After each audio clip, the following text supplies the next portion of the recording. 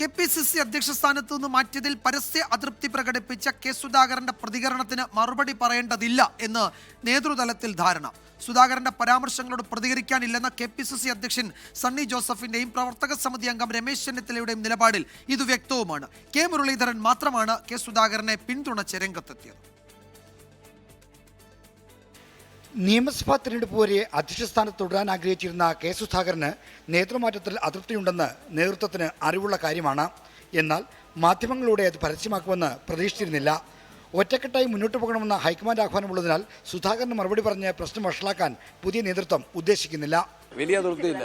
ഞാൻ വന്നതിൽ നല്ല സന്തോഷമുണ്ട്. താനാണ് വരുന്നതെങ്കിൽ ഞാൻ തലയിൽ തൊട്ട് അനുഗ്രഹിക്കുന്നു പറഞ്ഞു എന്ന് പറഞ്ഞ നല്ല വാക്കുകൾ. ഞാൻ സണ്ണി ജോസഫ് എനിക്ക് സഹോദരനാണ്, പലർക്കും അത് അറിയില്ലെങ്കിൽ സണ്ണി ജോസഫ് എനിക്ക് സഹോദരനാണെന്നാണ് കെ സുധാകരൻ പറഞ്ഞത്.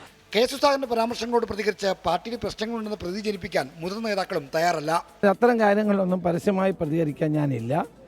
ഇന്ന് പാർട്ടി ഒറ്റക്കെട്ടായി മുന്നോട്ട് പോകേണ്ട സമയമാണ്. എന്നാൽ കെ സുധാകരനെ മാറ്റുന്നതിനോട് യോജിപ്പില്ലാതിരുന്ന കെ മുരളീധരൻ അദ്ദേഹത്തിന്റെ പ്രതികരണത്തെ ന്യായീകരിച്ച് രംഗത്ത് വന്നു.